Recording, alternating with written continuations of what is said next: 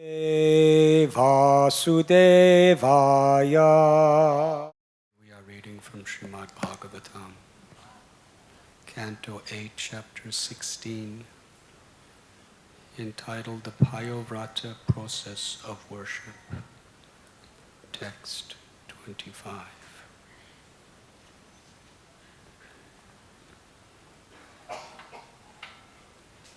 Aditi, the loving mother of the Devas, is in unbearable distress.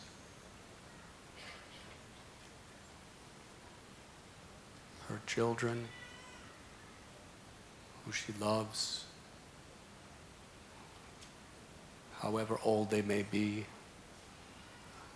a true mother's heart never changes, whatever their position they may take.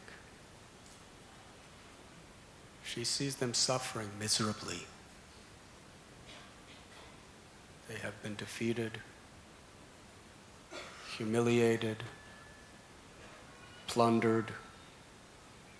They lost their positions, all their wealth, even their service. They're hiding in disguise. For one who has been honored, dishonor is worse than death. Cannot imagine the suffering of the Devas when they are dishonored in such a way, where they have no other alternative than to run and hide in disguise.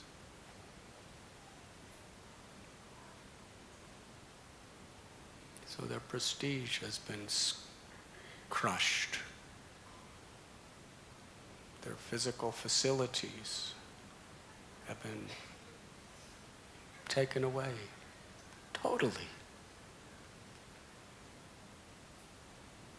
It's like we read in Mahabharata and Srimad Bhagavatam, how when the Pandavas were exiled to the forest, who suffered the most? It was Kunti, even though she was not in exile. She was living in the palace, being protected by Bhishma and Vidura. But just thinking of her children, bereft of everything, such a calamity upon her heart. So in this state, Aditi is being taught by Kashyapa Muni, her husband, how the only solution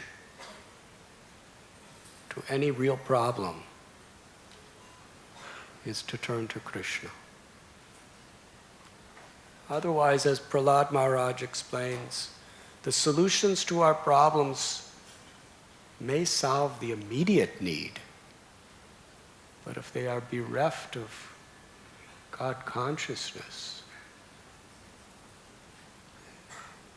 generally the solution creates a more complex and difficult problem than the original problem that it solved.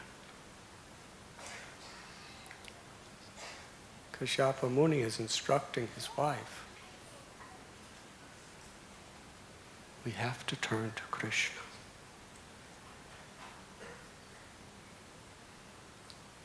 And we find in the later verses how the Supreme Personality of Godhead, Vamanadev, is going to come in this desperate situation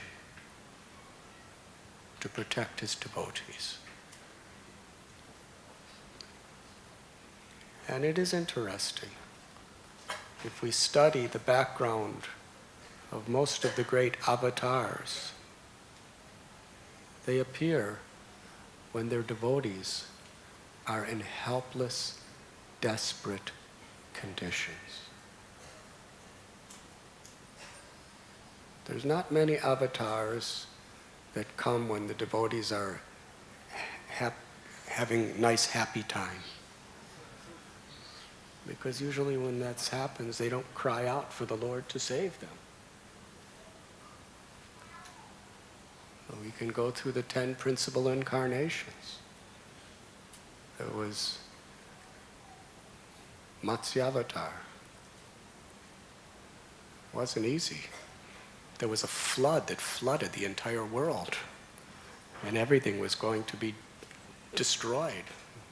But the Lord appeared to Satyavrat to save him. And not only save him, but save all the world forever by restoring the Vedas, which is the purpose of life, which is the means of salvation to everyone, the Word of God. Then there was Kurma.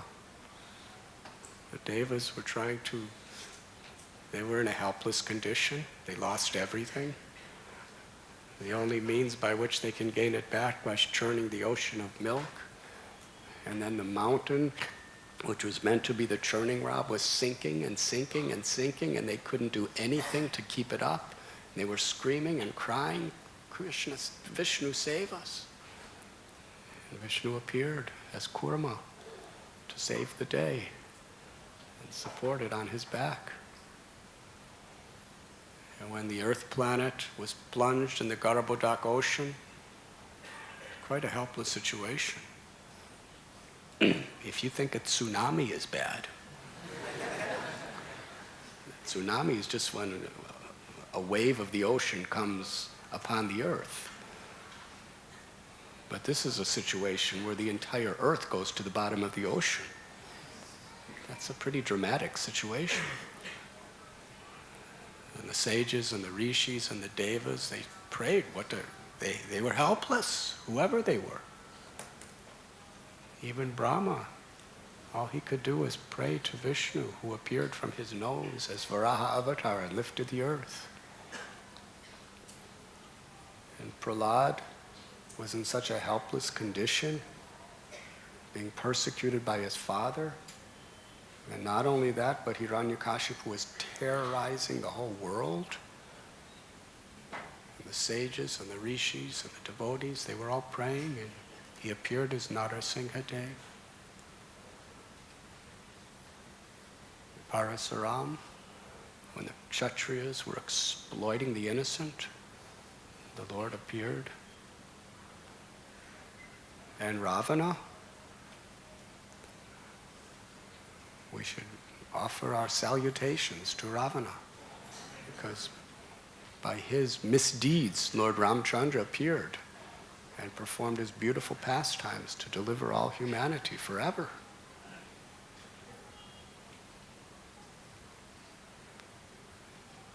And Krishna, Kamsa, Jarasandha, and all of these asuras, they were conquering all directions. The devas were helpless, the devotees were helpless, and like little Prahlad, who was being harassed so horribly by Hiranyakashipu, Vasudeva, and Devaki, they had to tolerate seeing 6 of their children brutally murdered right in front of their eyes as they spent years and years in chains in a prison cell. But it was that environment in which Swayam Bhagavan, Sri Krishna, appeared within this world.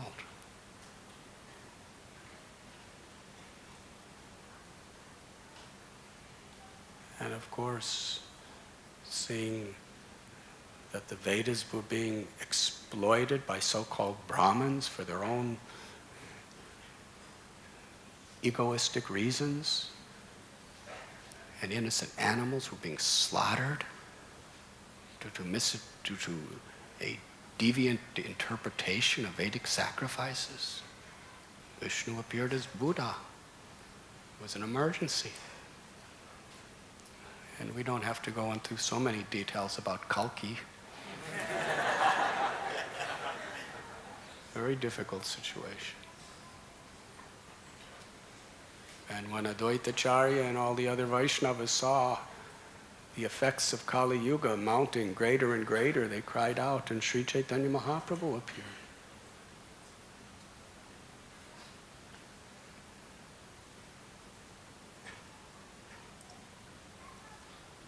So this is a very, very consistent message. Of course, everyone likes a nice, peaceful, and congenial environment to chant Hare Krishna and to be with blissful devotees and to be happy. Prabhupada said, chant Hare Krishna and be happy.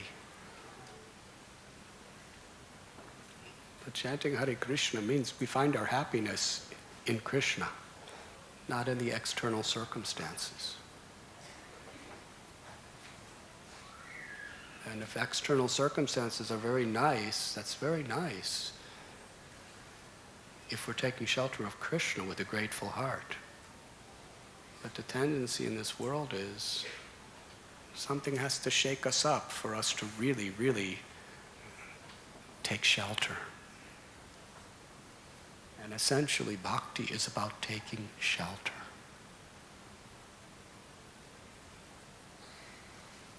So Kashyapa Muni here in this verse is instructing Aditi how to bring the Supreme Personality of Godhead into this world. Krishna is our only shelter.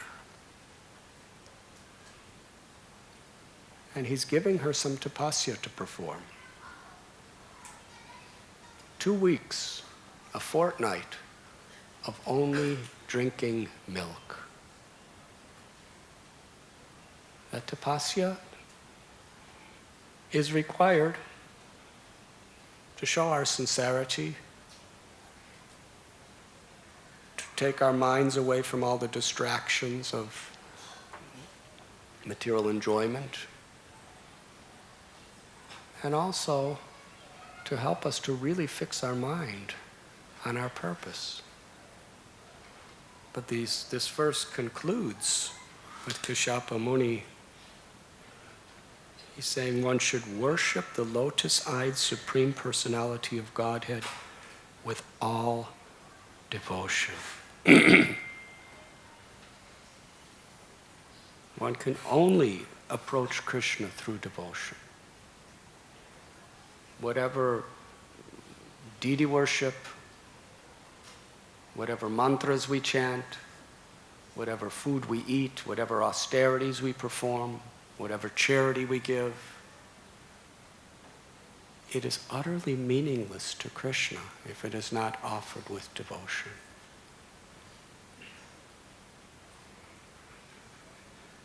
There's a beautiful story in Sri Chaitanya Mahaprabhu's Leela that exhibits this principle.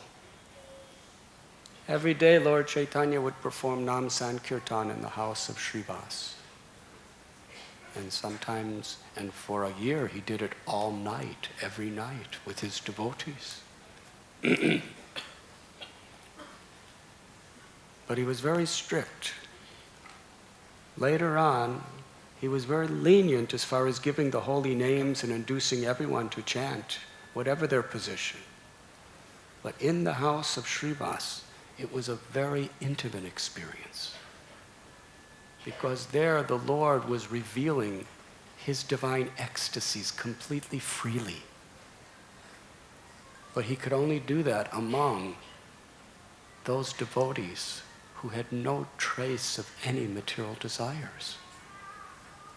Those people who loved him and served him with pure devotion. His intimate associates. And he would not allow anyone else inside. The doors were locked, the windows were shut, and they performed Nam Kirtan. There was a Brahmin who was a very austere brahmachari. Every day he would come to Srivas Thakur. Repeatedly he would request him, "Oh Thakur, I beg you, I have one desire in my life that only you could fulfill. Allow me to see the great Nimai Pandit dance. Even just one time, allow me to see it." He was yearning. He was longing. But Srivas Thakur would tell him, it is not possible, because you are not one of the people that is selected by the Lord as one of his most intimate associates. You can chant, you can dance anywhere, but coming in this house, because if people who were not qualified were to see in the Lord and his devotees manifesting these ecstatic symptoms, they would not understand it.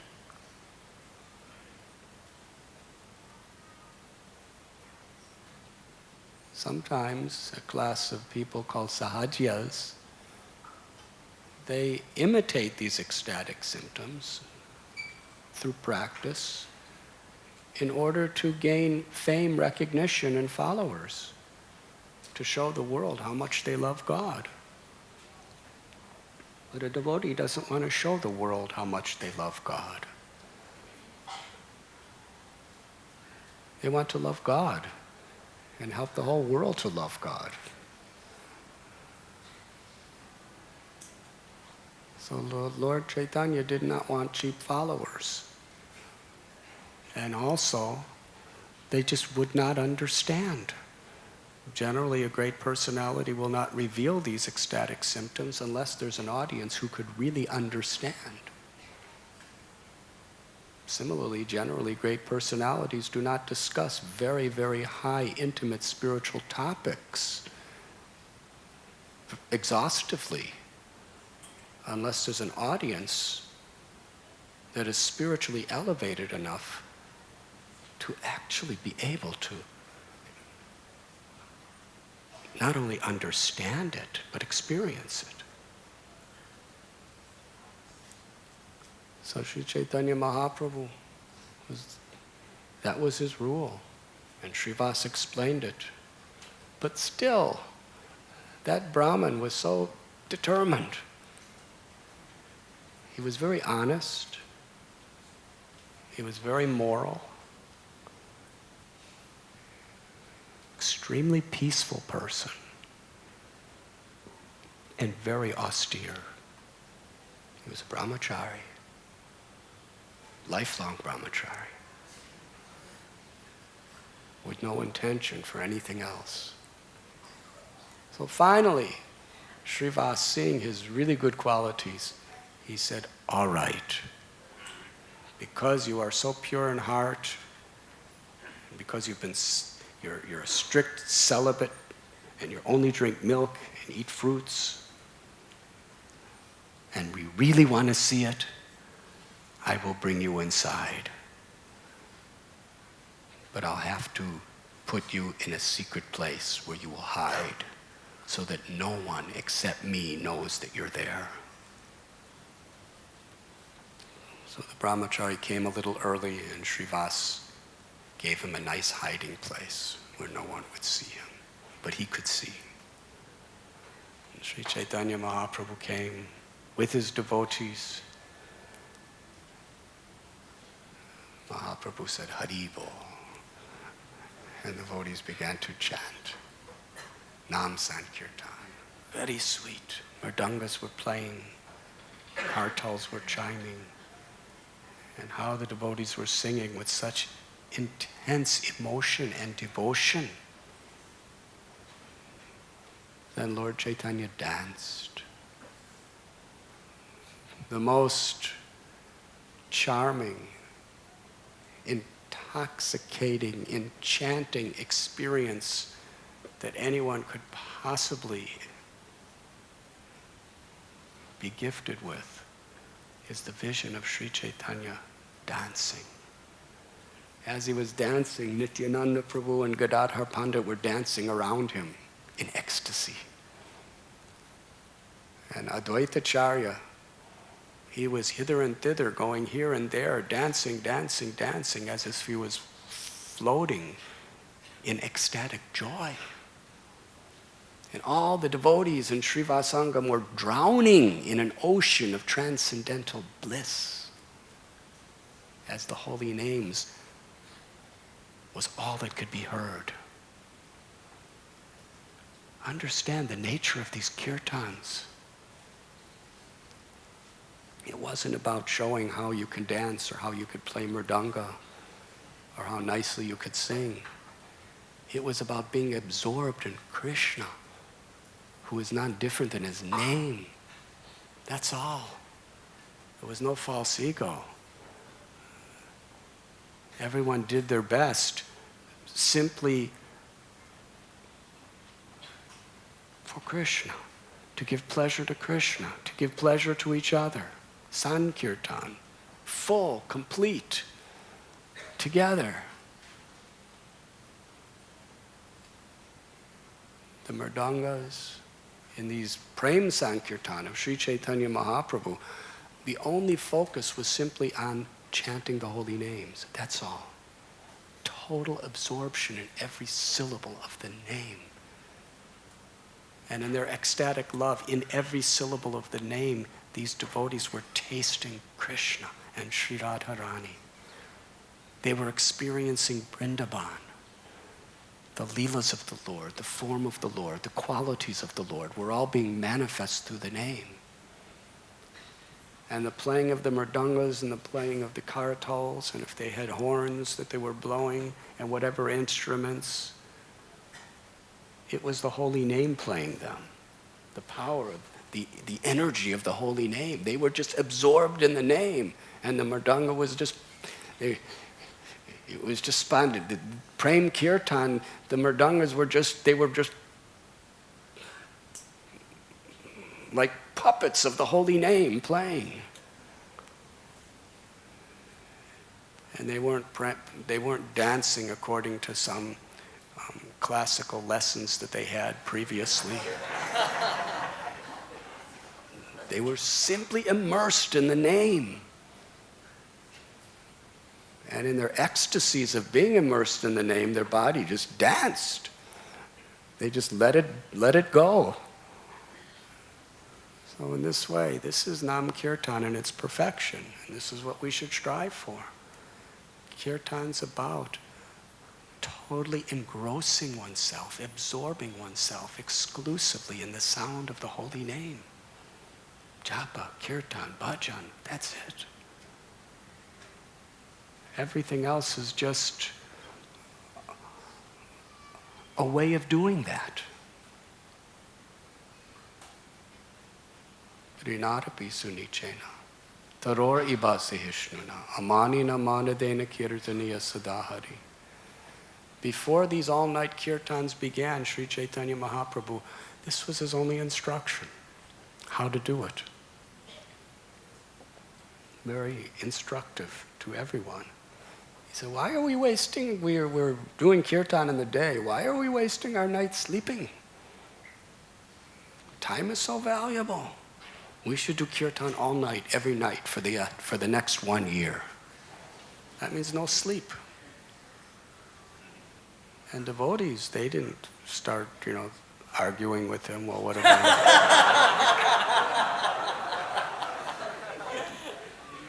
They knew the power of the holy name. They knew the power of his mercy. But then Sri Chaitanya Mahaprabhu instructed them how to do it. Trinarapi sunichena taror ibasi hishnuna amanina manadena kirtaniya sadahari. That one should be more humble than a blade of grass, more tolerant than a tree, ready to offer all respect to others and expect none in return. In this way, one can constantly chant the holy name.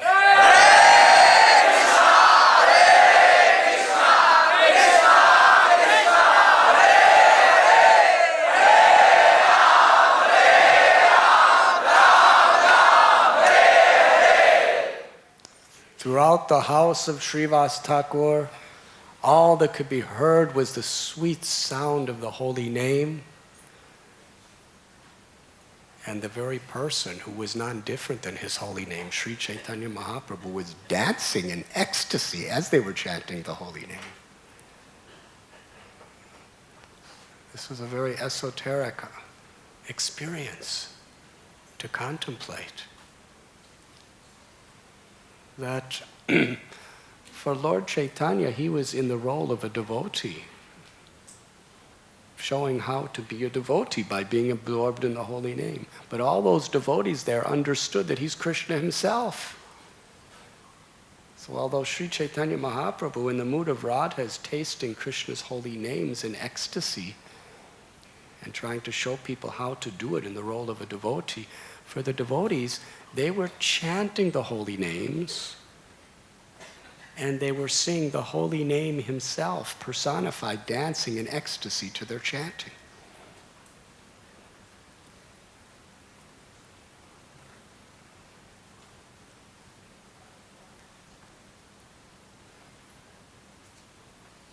Now, just to intensify your attention, the benediction of hearing this story with faith, devotion, and rapt attention is we can be reunited with Sri Chaitanya Mahaprabhu and see his beautiful kirtan.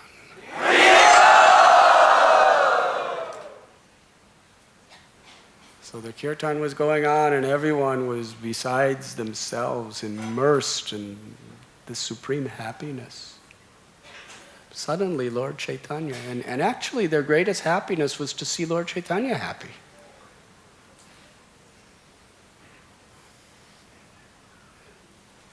They were chanting and dancing so nicely for Lord Chaitanya's pleasure, and seeing him happy was their ultimate happiness.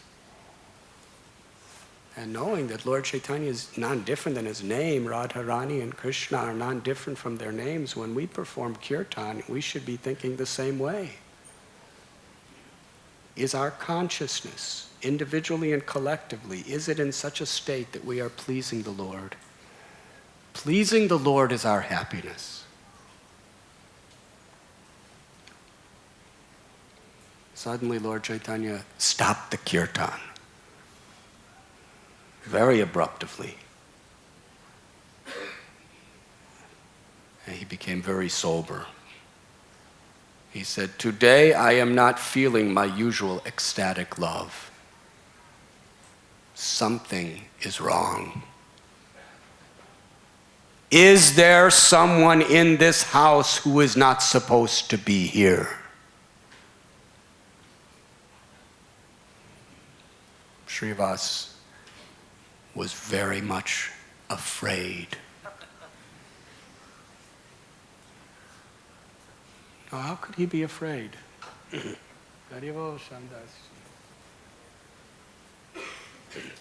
Why would he be afraid? Bajahure mana Sri Nandanandana abhaya charanara vindare. Govinda Das, the poet, has prayed, just worship the lotus feet of Sri Nandanandana and you will become fearless.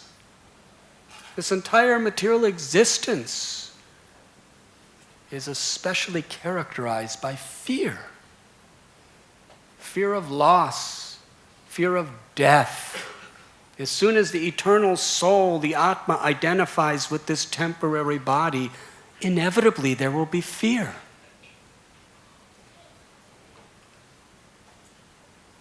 But one who takes shelter of Krishna is fearless. We were discussing last night the gopas of Sri Braj Bhumi. They saw Aghasura, who was the personification of envy and cruelty. And he was so angry. His sister, Putana, and his brother, Bakasura, were both killed by this little gopa named Krishna. And he wanted revenge, serious revenge. Not only did he make the determined vow to kill Krishna, but he wanted to kill all Krishna's friends, knowing that if I kill all the cowherd boys, then the parents, they will all die. If I kill all the calves, then all the cows will die in separation from their children.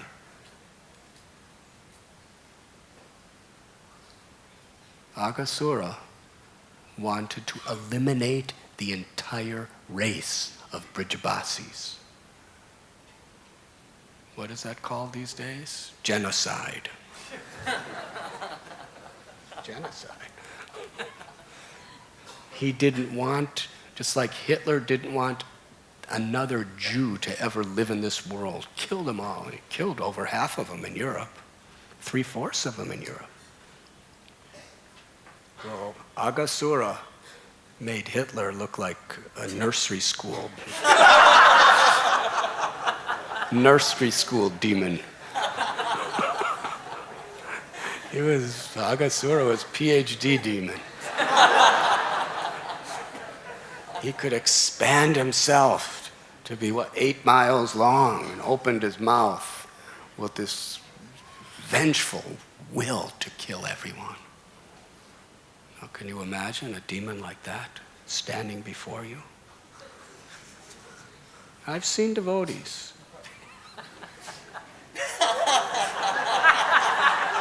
A little snake this big just slithers in front of you on the road and what to speak of the little snake with a diamond-shaped head, which means he's poisonous, looks at you and opens his mouth. Tell me, what will you do? Hopefully you'll chant Hare Krishna. Because it might be your last chance. Now, you're adults, and these are just little children, gopas.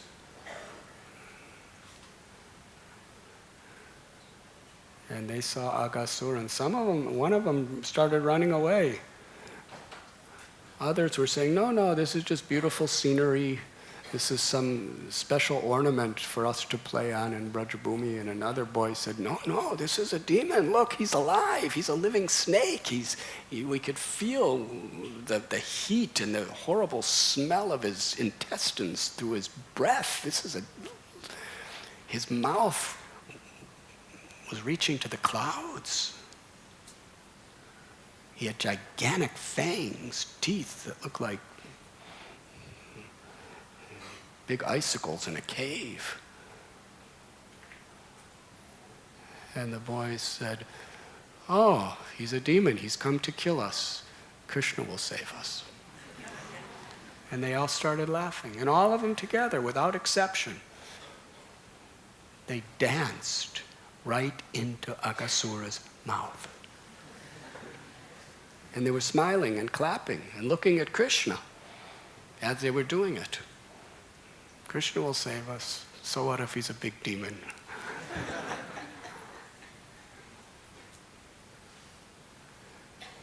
They were not bewildered, but Krishna became bewildered. My friends are running right into this demon's mouth, who's here to kill them, kill all of us.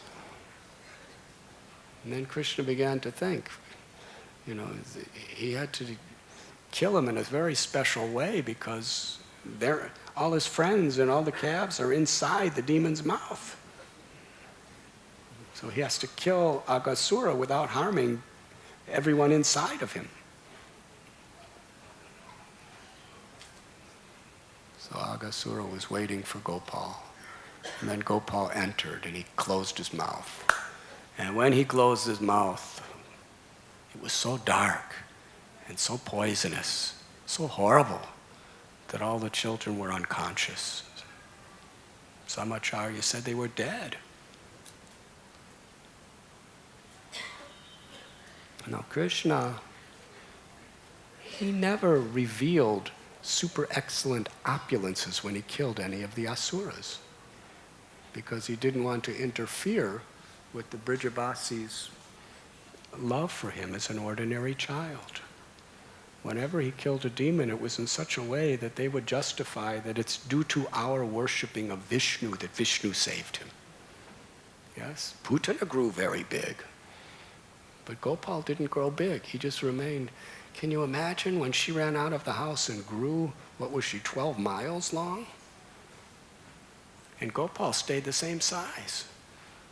It was hanging onto her breast. Could you imagine how big her breast was?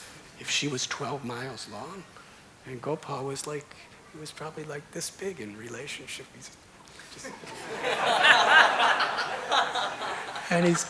And with those little tiny lotus feet, he's kicking her and he's sucking. But it was intolerable. So Krishna didn't grow.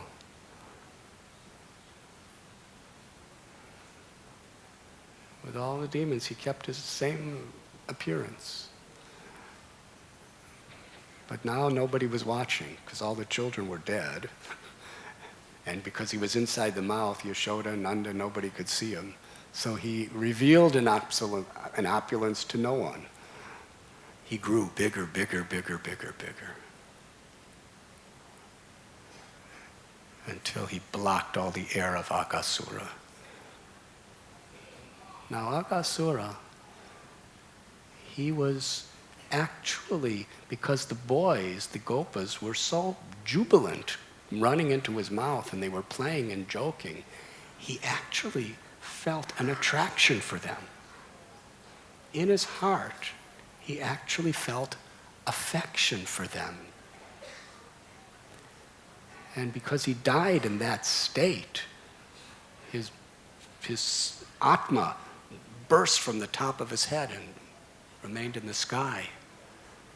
Then his mouth opened, and Krishna glanced at his friends and brought them back to consciousness. And then they all happily danced out of Aghasura's mouth. But Krishna was last. And when Krishna came out, the soul of Agha entered into Krishna's body. And he actually attained the spiritual world as an eternal associate of the Lord in Vaikuntha. Why? Because that last moment he actually had affection and appreciation for Krishna's friends.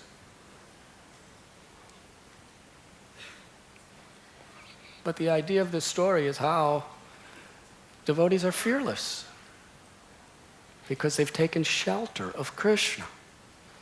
Now here is Srivas Thakur, one of the greatest sages that's ever lived, an intimate associate of Lord Chaitanya. He's totally taken shelter of Krishna.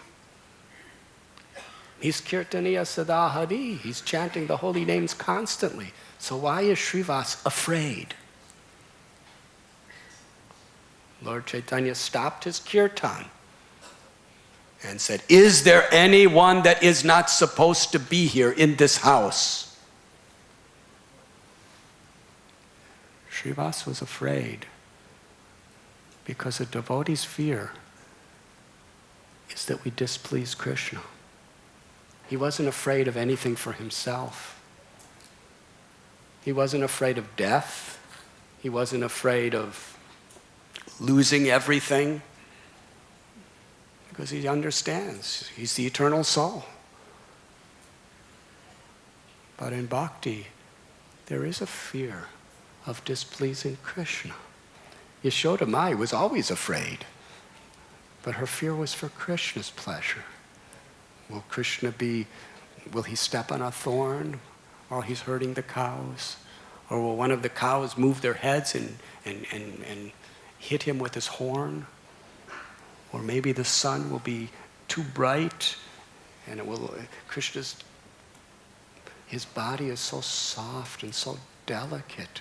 If I just touch it, it turns colors. What to speak of the hot sun all day long and all the rocks and stones and the pathways? This kind of fear is billions and trillions of times higher platform than being fearless. Yes? Brahmavadis, Mayavadis, they may be fearless because aham brahmasmi, I'm the spirit, nothing can harm me. Devotees are also that, but beyond that, because of their intimate love for Krishna, in order to increase that love,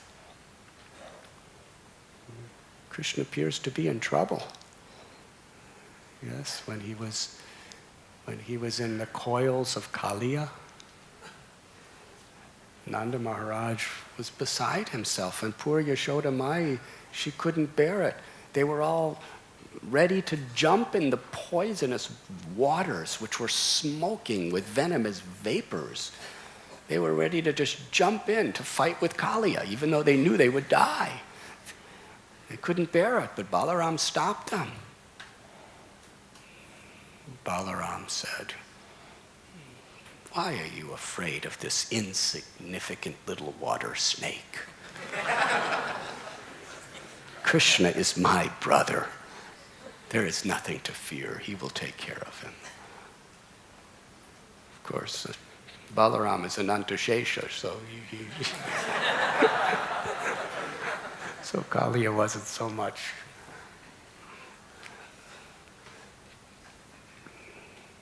Yashoda Mai fell unconscious like a cow that had just lost her calf.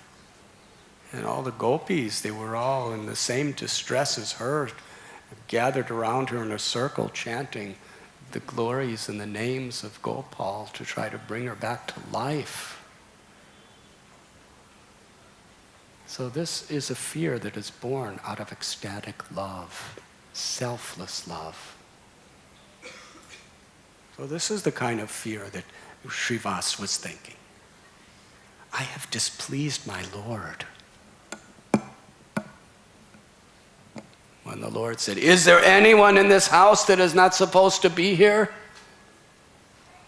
Now, you cannot tell a lie to the absolute truth and get away with it. We do it all the time, but you cannot get away with it. So Srivas, he said, "My Lord, there are no atheists in the house. There are no sense enjoyers or sinners in this house. But there is one Brahmin, very pure, very peaceful, very learned. He's a brahmachari. He follows perfect celibacy. And he's so austere that his whole life he's only eating milk and fruit.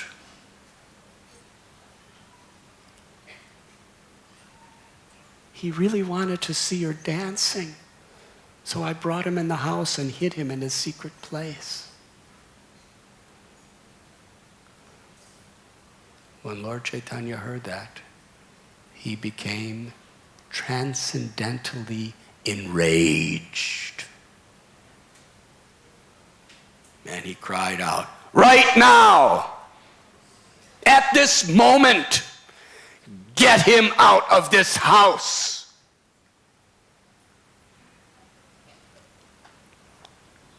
How is he going to see my dancing?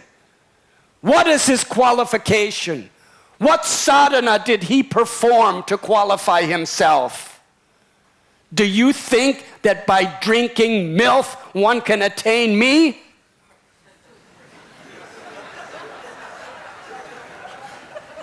Then Sri Chaitanya Mahaprabhu raised his arm and stretched out one finger to make the point. It is not by drinking milk or performing any other type of austerity that one can attain me.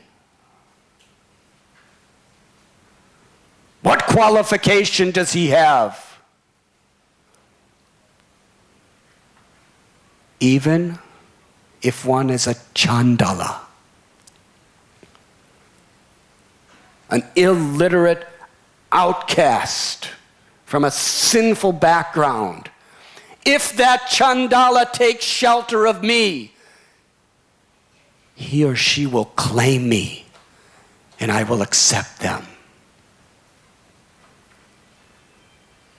But even if a person is a sannyasi, completely rejecting and freed from all worldly attachments,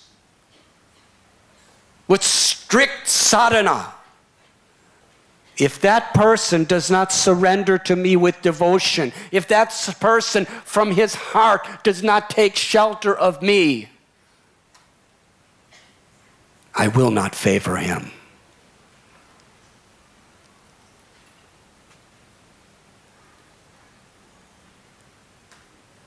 What austerities did Gajendra perform?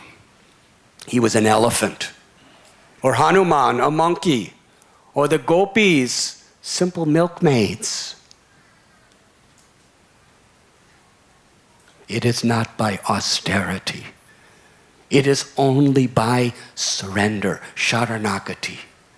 It is only by sincerely from the heart taking shelter of me that one can achieve me.